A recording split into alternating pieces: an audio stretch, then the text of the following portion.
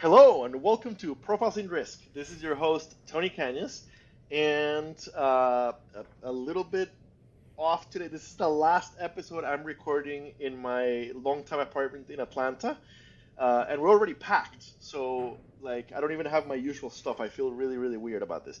But today I have with me Max McClure, and I think for once I actually pronounced the last name correctly, SVP of Underwriting and Reinsurance at Steadily.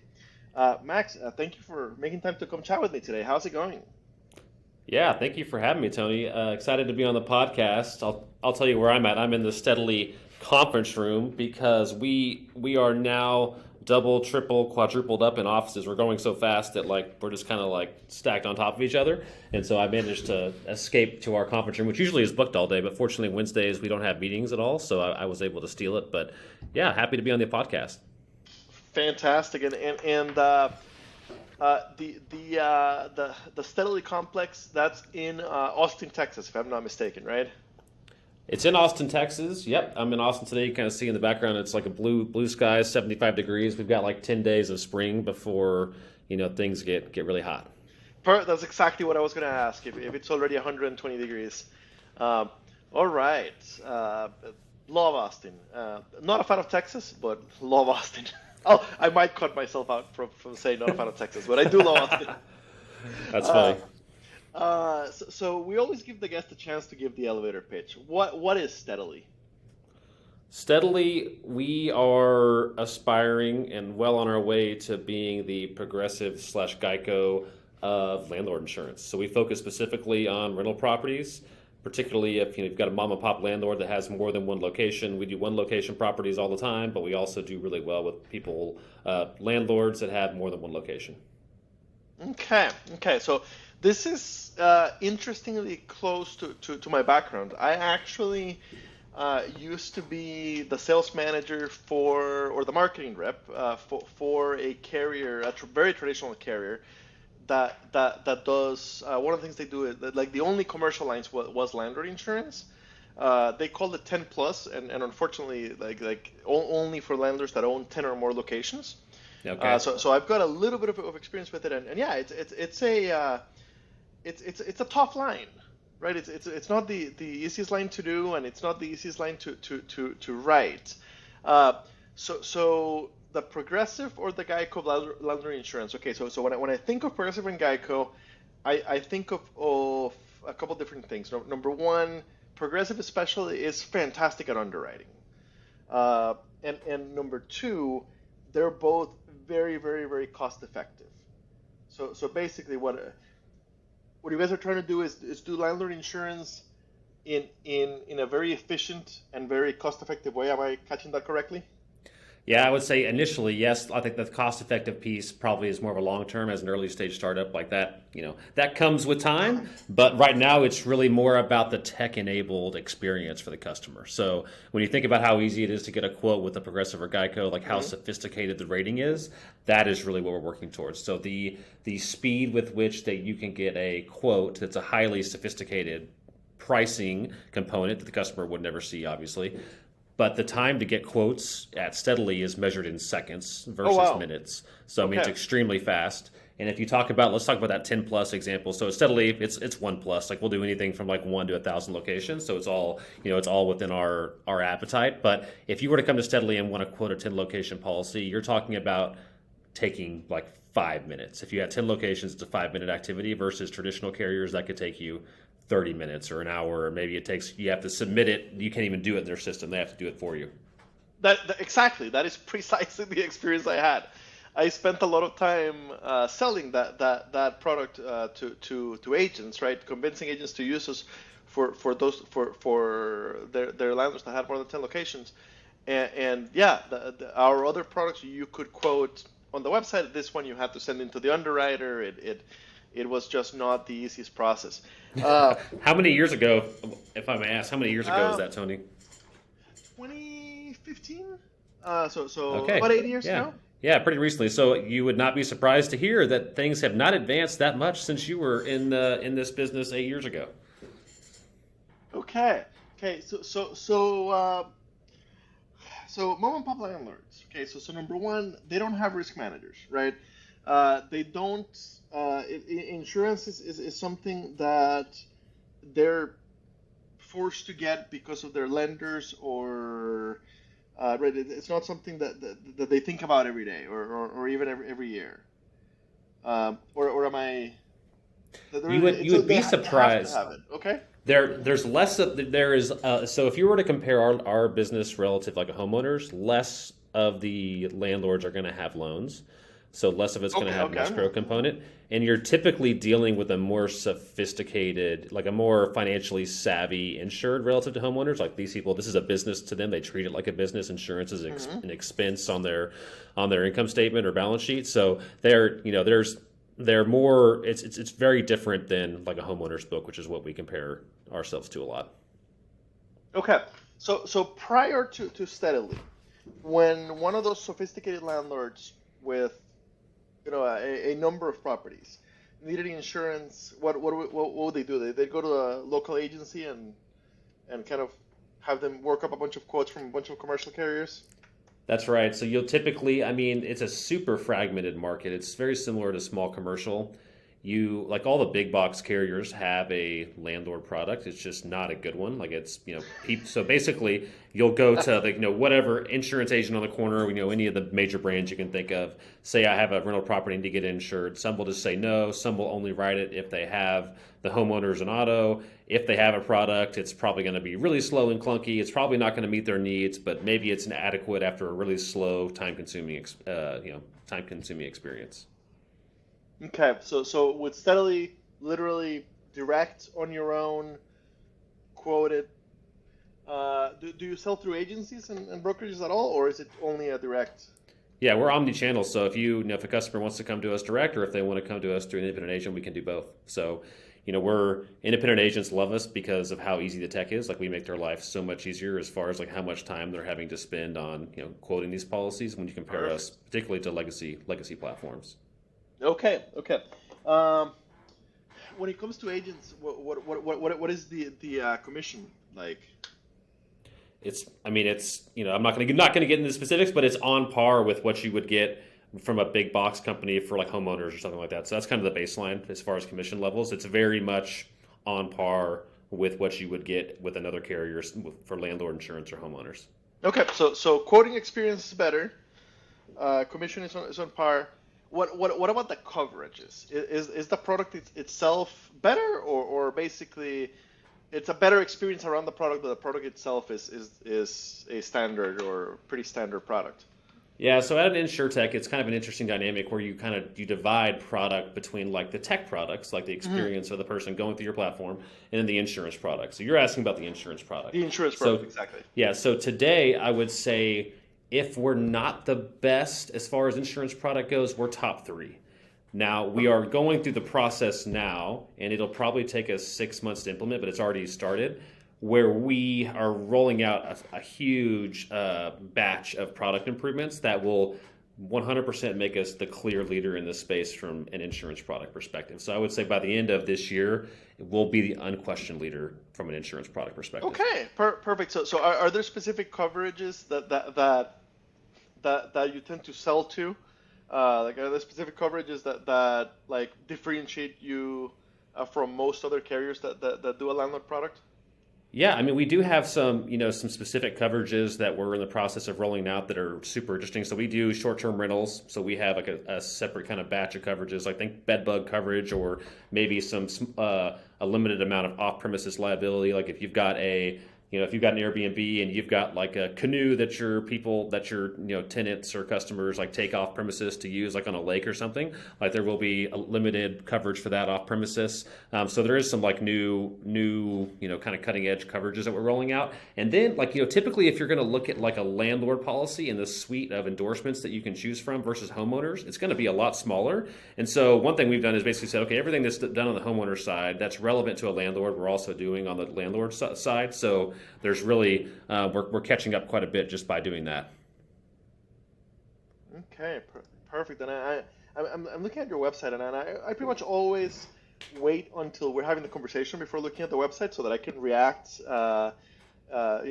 sincerely. And the first thing that caught my eye is Steadily, the best rated landlord insurance company in America, rated 4.8 out of 5 on Trustpilot. It is not easy to get rated well for our industry. uh, and I like that the variety of rental homes that you can do, right? So single family, multifamily, that I expected that, but vacant or restoration, those are pretty specialty. A vacant home is very hard to do, so that's also you guys can do it. And then you can do apartment buildings, condos, and manufactured. Manufactured is it's a tough line, and apartment buildings. So I can't tell you how many agents I met with back when I was sales manager when we couldn't do apartment buildings. And basically that they would always tell me how they're like habitational is just we have no market for it. It's so hard to do.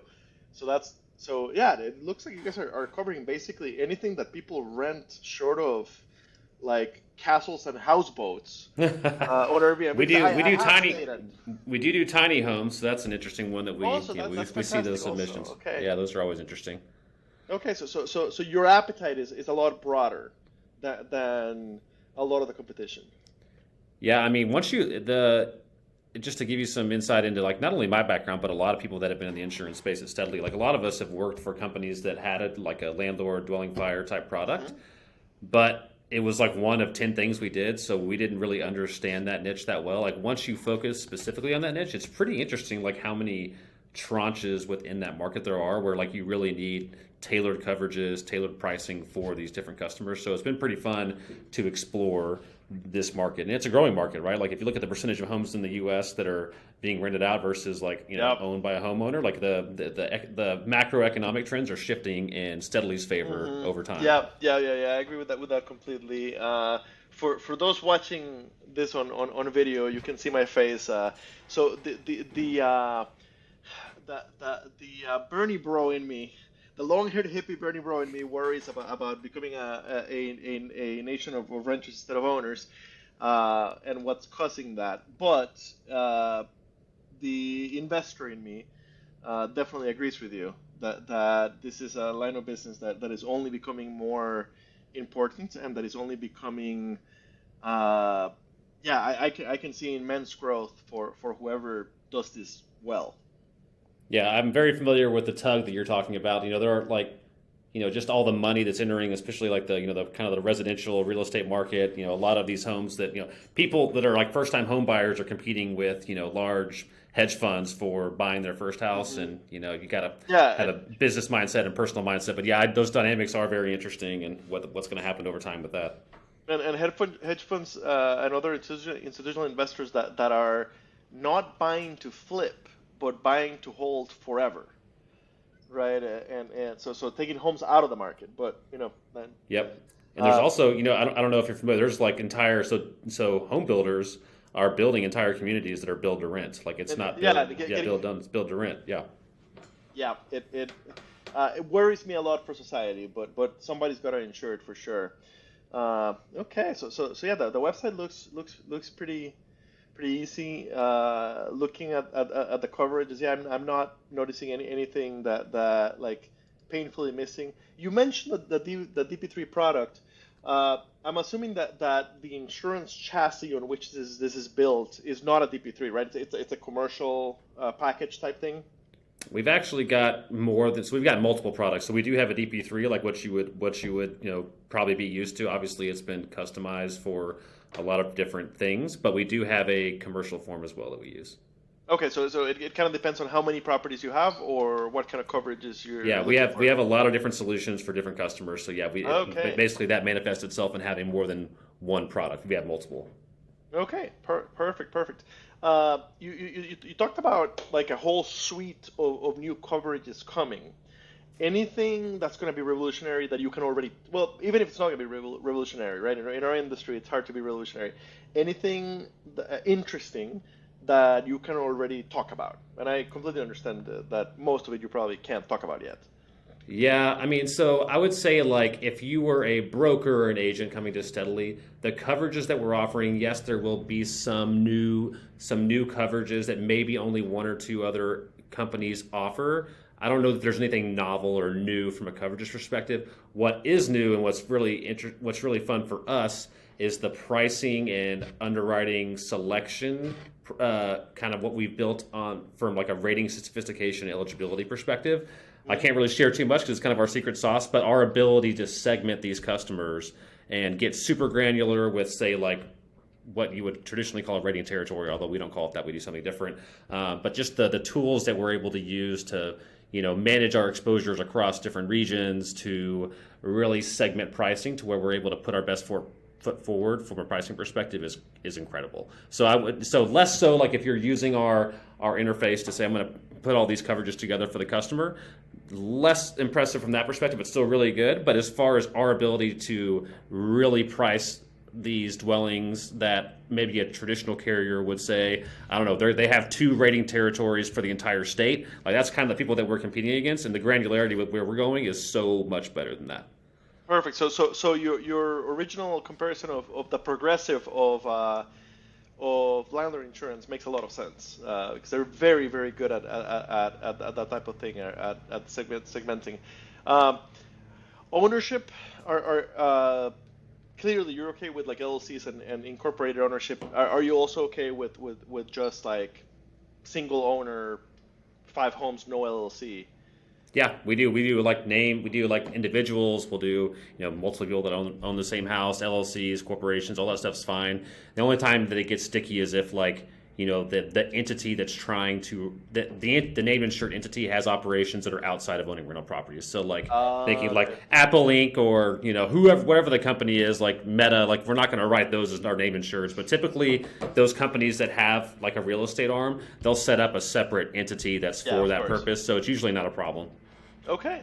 Okay. So for agents and brokers, what is the process to get appointed, or is it truly like there's no appointment process? Go ahead and quote. There's definitely an appointment process. Okay. So I think that there's a place if you go to our steadily.com and Hmm. you're an independent agent and you want to get an appointment, there's a workflow there. It's pretty seamless as far as how quick it is to get an appointment. We do have like an onboarding process, but relative to what you're used to with what brokers are used to with other carriers, it's very slick. It's very straightforward. I think we are the only landlord provider that is on EasyLinks now. So we're rolling out our Awesome. product on EasyLinks on a nationwide basis, which our agents love. A lot of agents haven't used EasyLinks for landlord historically because it wasn't available, but we do have it available. So we're proud of that. And then we also do download, which helps a lot with agents overhead and keeping track of all the different policies. Absolutely. And based on the map, it looks like you're at like 35 states already. 35 states. I would bet that we're in, by the end of the year, we'll be in probably 45. Okay. Okay. And you've been with Steadily for 2 years. Uh, uh, has that been the whole story of the company, or did you come in a little bit after the beginning? So I just had my 2-year anniversary, which is crazy this week, or no, last month, I should say. But I was employee number 5 at Steadily, and I was the first non-founder executive. So I was early on. I think the company had been around for like 3 or 4 months before I got here. And my job when I joined was to launch our MGA operation. And we're very proud of what we built. We raised a very successful Series A, moving into our Series B season, which is also going very well. Very proud of what we built. From both a growth and profitability perspective, we've learned from kind of what we call the first generation of insurtechs that you can't have growth without profitability. So we've been able to do both very well, which has paid dividends for us. Fantastic. And I can't believe I hadn't thought of asking that yet. I actually thought of it, but then I got distracted. So the legal structure. So for now, you are an MGA. So we have a retail agency as well. So we have appointments with dozens of carriers that have landlord products, and then we have our own MGA too. So we have a lot of different solutions for the landlords and landlords out there. Okay. Awesome. Very, very, very interesting stuff. Thank you. Uh, how? So looking at your LinkedIn, I see that your background was at Atlas General, which is an MGA.